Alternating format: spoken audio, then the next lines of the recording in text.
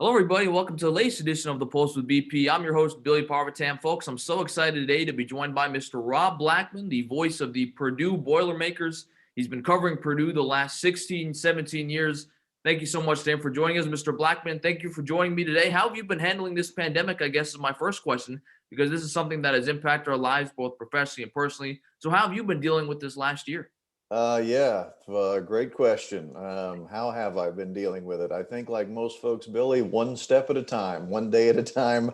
Of course, as we're recording this interview here early in April, it certainly looks like we're trending the right direction and our lives are getting a little bit more back to normal than they were a year ago at this time. But from a broadcasting standpoint, it was certainly much different than anything I've ever had in my career. For instance, basketball games this year, the road games, the majority of them, not all, but most, were done from a studio, a makeshift studio on the Purdue campus where we called the games by watching television monitors. So that was a first. Something else that made this season unique from COVID-19 is the fact that we didn't have a chance to spend the quality time with the players and coaches that we typically do, whether that's hanging out at practice or just hanging out with the coaches back in the coaches' locker room after the fact to talk basketball. So it was different, no doubt about that. But we found a way to get through the season. So I guess that's maybe the most important thing. Well, that's great to hear. And I wanted to ask you, you are a graduate of Evansville. When did you know you wanted to go into sportscasting? My story, Billy, is a little different than most. Most folks, as you know, in this business at a very young age, know that sportscasting is the direction they want to go. That was not the case for me. I actually went to college, quite frankly, having no idea what I wanted to do. I thought I wanted to do something in radio. I thought, emphasis being on the word thought.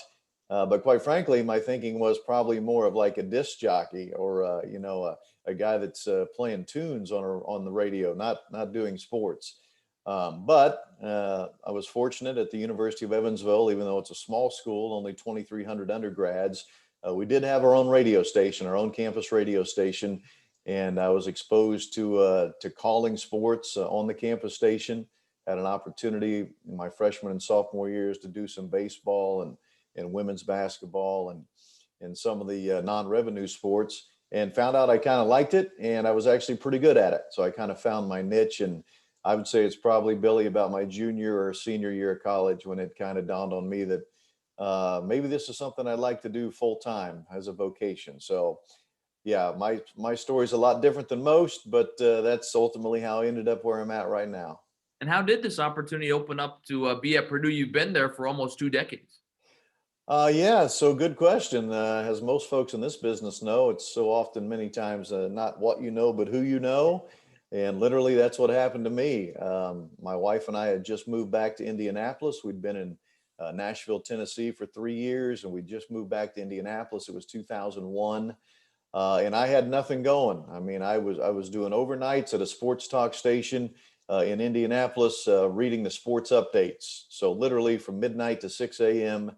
Uh, every 20 minutes, I had a 2-minute window to give a sports update, that's great if you're 21 years old. But at the time, I was 31 years old. So my career was not trending the right direction.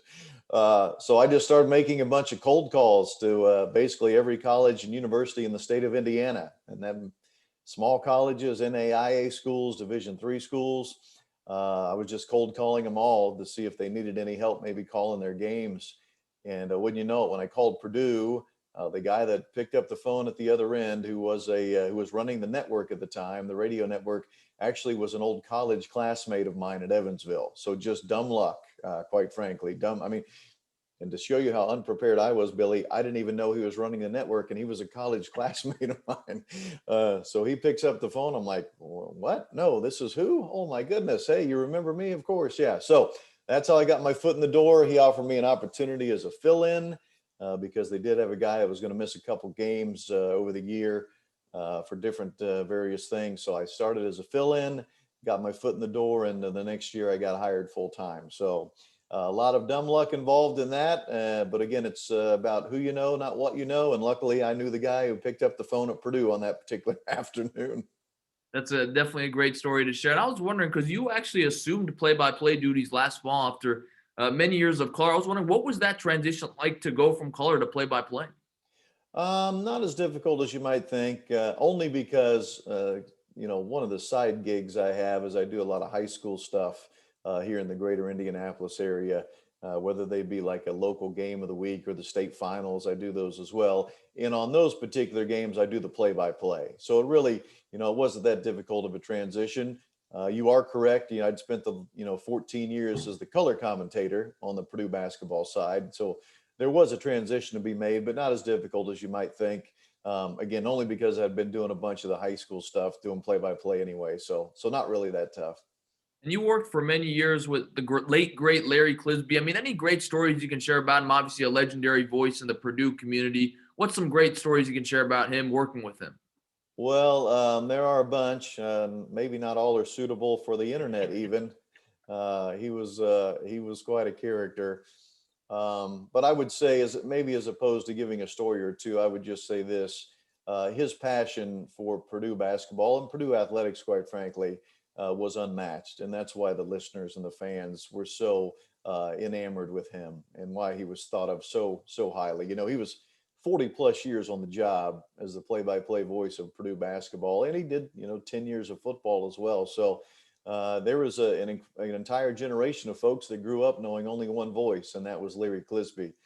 But what they appreciated the most was his unquestionable enthusiasm for Purdue, and quite frankly, unapologetically, he was enthusiastic for Purdue, and that meant that he was a homer, which you and I both know, Billy, in our business maybe isn't all the time isn't the greatest route to take, but he was an old school guy who believed that if you're the Purdue announcer, then by golly, you better sound like the Purdue announcer and let them know that you want Purdue to win. So that's what enamored him so much of the fans and why they loved him so much. The other thing I would say is how kind he was to me in welcoming me to the broadcast team. He certainly didn't have to be. I was kind of a young up and comer, if you will. And ultimately, in the last few years, it became very apparent that I was going to be the guy that was going to take his job. So you think about that. If you're in his position, there's not necessarily a good reason for you to be kind to me because I'm the guy taking your job when you retire. But he was always very kind to me, very helpful to me, offered me some great criticism, constructive criticism to kind of help me through my career. And I've told a number of people this, Billy, and I will tell you this as well. I'm not in the position I'm in right now as the play-by-play voice of Purdue, if not for Larry Clisby. If the Cliz, as we all know him, if the Cliz does not sign off on me, I'm not talking to you right now as the voice of Purdue basketball. So the fact that he gave me his blessing and he signed off on me, I will forever be grateful for that. That's some great insight to share. I was wondering, what are some of your favorite memories, behind the mic for the Boilermakers? I mean, they've been a consistent participant in the NCAA tournament, so I'm sure you've got a lot to draw from. Yeah, there have been some great moments. It's hard to pick one or two, obviously. If I have to really, go with some of in my personal opinion, my personal career would have been the bigger moments. The first year we went to the NCAA tournament under Matt Painter, it was his second year. Uh, the prior season, we had only won 9 games. Not much was expected of our team. Yet we make it all the way to the NCAA tournament and win a game. That was the biggest highlight for me as we beat Arizona. We were a 9 seed. They were an 8. We beat Arizona. It was in New Orleans, which ironically is where the Final Four is next year. So maybe that's a good sign for us. But we beat Arizona. And then in the next game, the number 1 overall seed Florida, we played them right to the end. At 4 minutes to go in the game was tied. And I was thinking to myself, oh my goodness, are we about to knock off the number 1 seed Gators? We did not. They go on to win the national championship. But that will always be a highlight to me because I always kind of felt like that was the moment that kind of solidified Matt Painter as our coach and a guy that can legitimately take a Purdue basketball program a long way, which he certainly has been able to do. All the Big Ten championship teams have been certainly highlights. Maybe none more impressive than the one we had 3 years ago, our latest one, when again, it was not expected Purdue was going to have success that season. They did, won the Big Ten, didn't see that one coming. No one did, I think even folks inside the program.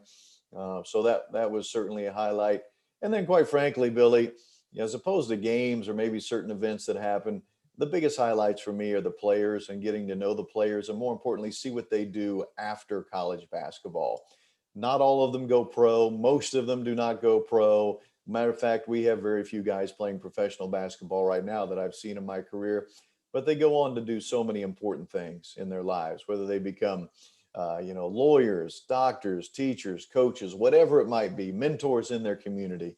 That's always the biggest thrill for me, is to see those guys 5, 6, 10 years later and see what they're doing. See that, they have families, and now they're old men like me. And that's always the biggest thrill for me. How do you describe Matt Painter in more personal settings? I mean, he's one of the best coaches in the country. I believe you guys started around the same time, so you've followed pretty much the entirety of his Purdue career. You have an opportunity to see him in more personal settings that people like me in the national media don't get to see him in. How do you describe him in those individual interactions? Well, you are correct. Coach Painter and I started at the same time, although, as I jokingly tell people, we were not a package deal. I just happened to start when he did. His first year as head coach was my first year on the broadcast team. But I think those that know Coach Painter or would have a chance to get to know him would quickly find out that he, as most people like to explain it, he's just one of the guys. He is a very humble, very normal, very regular dude, for lack of a better term. You would not know that he's a high major, big time college basketball coach who gets paid awfully well to do what he does.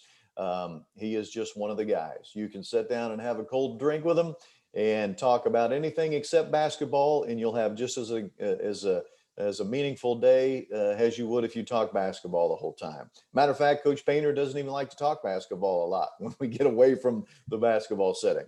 He loves the Chicago Cubs. He loves baseball, loves to talk baseball, loves to talk things outside of the basketball realm. But that's the one thing about him that I think most people, when they get to know him, Billy, are probably a little taken aback by. They don't expect that, again, he's just a normal guy. If you didn't know he was a high major college basketball coach going into it, you would never know that. Now you'd know that he's pretty knowledgeable about sports. I mean, like, he knows the starting quarterbacks of the NFL teams from 1979. I mean, he's just one of those guys that loves sports. He has that kind of knowledge.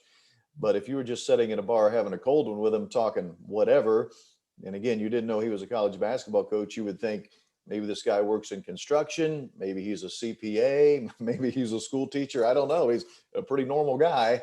And that's exactly what he is. As I said a moment ago, he's just a regular old dude that, if you didn't know the profession he was in, you would be totally surprised to know this guy's a college basketball coach. No way. I wanted to ask you, because you mentioned the March Madness tournament earlier. How do you describe what it's like to get to call games in that tournament? And hopefully you don't mind me asking this part two. Purdue, unfortunately, has been kind of on the wrong side of terms of, getting upset by a couple of teams like a VCU, UVA, et cetera, or have lost tight games, I should say. How do you kind of process those moments in addition to getting calling games on one of the biggest stage in all of sports? Yeah, good question. Those are difficult. The losses in the NCAA tournament are always the most difficult because the season is over, right? If you lose in the Big Ten tournament, you always say to yourself, well, so what? We still have the NCAA tournament. You lose in the NCAA tournament, it's all over.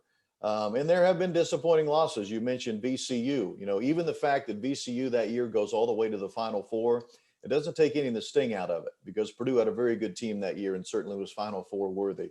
Little Rock beating Purdue a handful of years ago was an upset. The one this season with North Texas is an upset. None was more crushing, however, than the one 2 years ago when Virginia beats Purdue. It looked like Purdue was going to the Final Four. Quite frankly, Purdue was 0.3 of a second away from going to the Final Four. And then one of the most miraculous shots we've ever seen in college basketball history happens to send the game to overtime, and Purdue loses. So those are difficult to take. However, I will say this: as I've gotten older, mellowed a little bit, gotten a little bit more mature in my approach to my career, the fact of the matter is you quickly learn to understand that at the end of the day, only one team gets to end into their season with a win.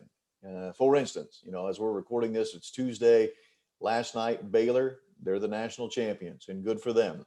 Think about Gonzaga. They went through that entire season undefeated, only to lose in the final game.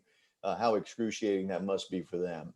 So from a personal standpoint, and I do understand it, the fans certainly get frustrated, and they're emotionally involved, and I understand that. And they're emotionally invested, I should say, and I do get that. And they're disappointed when we lose, and so am I. And so are the coaches, and so are the players. But the fact of the matter is, in that tournament, 67 of us are disappointed. Okay. Only one of the 68 gets to celebrate at the end and be happy. The other 67 are miserable. So when you look at it that way, misery loves company. I can live with it a little bit easier that way. Well, that's a great way to look at it. I was wondering, Rob, how do you prepare for a game? I mean, let's say you've got a Purdue playing against Indiana, for example, on Friday night and it's Tuesday. How are you preparing in the days leading up to that game? And I'm sure it also differs. Say you've got a game, couple games in a couple of days. I'm sure you've got to condense your prep even further. Yeah, so kind of a two-tiered approach on that, Billy. From a Big Ten standpoint, very easy to prepare. Well, I say easy, relative easy, because I see those teams every year, normally twice a year, sometimes 3 times a year. So I have a database. It's just a simple Microsoft Word database that has each team and their roster, coaches, significant notes on that particular team from year to year in the Big Ten. So when you fast forward to a new season, you just fill in the blanks, right? Eliminate the guys that are graduated or transferred. If they have a new coach, obviously put a new coach's name in there, a little bit on his bio, put in the new guys that are on the roster, a little bit about their bio that you wouldn't have known otherwise, and you go from there. Preparing for Big Ten games, pretty easy. Again, because you see them all the time, you already have their information loaded on your laptop. It doesn't take long to get ready. Non-conference foes, a little bit more difficult because you truly are starting from scratch. And especially when you play some of those mid-majors to low-major teams that are coming to your place for a guarantee game, maybe their website isn't quite as updated or as thorough as others. It's sometimes hard to maybe get some information on players and or coaches. On those type of games, I rely heavily on the Purdue coaches. Luckily, I've been around long enough that I can pick up the phone and call one of our assistants and say, hey, what's the scouting report on, whomever, Hartford or whomever's coming to town to play us. And they'll give me the names. Hey, these 2 guys that are best players, these 2 guys that are best rebounders, keep an eye on this guy. And I can at least fake it enough, if you will, Billy, that the listeners really feel like, boy, he really knows his stuff. Well, quite frankly, it's only because the coaches told me what to say. So it's a 2-tiered approach, a little bit more difficult with non-conference as opposed to conference teams. But if you're looking for a number of hours or a time frame to prep for a game, for a Big Ten team, literally, if we're playing 7:00 on a Friday night, a Big Ten team, if I start Thursday morning and put, a good half a day to full day's work in, I can easily get ready for a Big Ten team. Again, just because you already have the information from years past. Non-conference foes sometimes takes a little bit longer, but that's kind of how it works for me anyway. And you have a chance to see some of the best basketball in the country in the Big Ten. What's some of your favorite places, whether it's to call games there at that stadium or have a chance to just go see the city after the game in the Big Ten? Purdue fans don't like me saying this because we've had some terrible luck there, but I've always enjoyed calling games in Minneapolis at Williams Arena, the barn in Minnesota, just because of the history of that building. It's, I think this is still correct, the third oldest building still being used for college basketball games in the country. And it's an old building and it has some history to it. And I think that's what makes it such a neat place to call a game from. So that normally ranks up there, number 1 for me. Look, playing at Bloomington is such a thrill because of the intensity that's involved in the rivalry. And that you truly are the enemy when you go into that building. And it's going to be a full house, and they're going to have great fans who are going to be very rowdy and very boisterous, and they're going to try to make it tough on your team. So I do like playing in Bloomington. Now, the fact we've won there the last 3 or 4 times doesn't hurt. Maybe if we start losing, I won't enjoy going there as much. But I would rank that up there as well. And then another building actually I really enjoy is Maryland. I know they haven't been in our league very long, but playing at the Xfinity Center. Again, they have great fans at Maryland, and they've had a great tradition in men's basketball, so it makes sense. But that was kind of a surprise to me when we started playing Maryland when they came into our conference. I did not think that would end up being one of my favorite venues to play at, but it has become, I should say. They are, again, great fans, knowledgeable. They're loud. They're into the game. Their student body is awesome. So that's actually one of my favorites too. Rob, you've been so gracious with your time. I have 2 final questions for you. My first one is, What's your advice to aspiring sportscasters trying to make it during this pandemic? I mean, you know better than anyone, it's already a tough business. And now we have to make it during the realities of this pandemic. So, what's your advice to young guys and girls like me who want to make it in this field? Well, I would say this: pandemic or no pandemic. Number one, and I speak to both high school speech classes and college classes that, like yourself, Billy, are trying to get into broadcasting. So I say this all the time. Number one, you have to learn how to write. Learn how to write, because learning to write helps you get a grasp of the English language. I know that sounds crazy, but most young people, including myself, by the way, coming out of college, do not have a true firm grasp of the English language. And when I say that, I mean simple things like subject verb agreement, or when to use has given instead of has gave, right? We're talking just grammatically correct sentences. If you're trying to break into the business and you're sending out a demo reel to a prospective employer, they're going to quickly pick up on the fact on whether or not you know you know how to speak the English language properly. The way you learn that is learning how to write. So I always say learn how to write. Don't be afraid to really pay attention in English class and learn how to write, because it makes a big difference. The second thing I would say, and I shared this story with you very early in the interview, you really do need to network and meet as many people as you can. Shake as many, well, I don't know if we can shake hands currently. Give a fist bump to as many folks as you can until this pandemic is over. Then you can shake their hands again. But get to know as many folks as you can in the business, even if it's a very casual encounter where you see them at maybe they're covering one of your games that you're at, or whatever it might be. Don't be afraid to ask for their cell number. Don't be afraid to ask for their email. Most folks in this business are more than happy to help, because they've been in the same situation you're in currently and I was in. We're all looking for our break. We're all looking for someone to maybe help us along the way. So build up a large database of folks that you can network with, because you just never know. The third thing I would say, and this is the one that always catches a lot of young people off guard, if you think that you're coming right out of college and you're going right to ESPN and you're going to be the next face of Sports Center 6 months from now, you are sadly mistaken. It does not happen that way. I hate to break it to you, but what's going to happen, probably more than likely, 95% more than likely, is you're going to do what I had to do right out of college, and you're going to have to go to some small town in the middle of nowhere, and you're going to call high school games on a small town radio station that, if you're lucky, might have 50 people listening, and that'll be the parents and the grandparents. But that's where you have to start. You know, that started for me in a small town in southeastern Illinois. The name of the town is Mount Carmel, Illinois. Look it up if you're really bored. Small town with, quite frankly, not a whole lot going for it, other than they happen to have a high school. They happen to have a local radio station. So that's where you're going to start, plain and simple. And you might, you might be in Mount Carmel, Illinois. You might be in some small town in the middle of Montana or Nevada that you've never heard of. Certainly, I never heard of Mount Carmel, but that's where you start. And then you just slowly start working your way up from there, and you hope for the best and hope to catch a break or two along the way, like I did.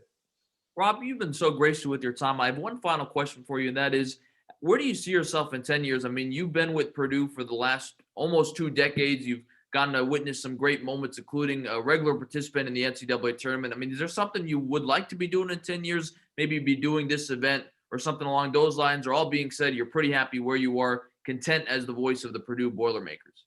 Yeah, Billy, I'm not a guy who thinks the grass is greener on the other side. I'm right where I need to be. I'm right where I think I should be, and I have no desire to leave. Now, maybe 10 years from now, maybe Purdue will have a different idea about where they think Rob Blackman should be. But if it's up to me, and I've had this discussion with my wife and close friends and those in the business, hey, I like what I do. I love what I'm doing, quite frankly. Purdue's a good fit for me. I feel like the college game is right where I should be. I have no desire to be in the NFL or the NBA.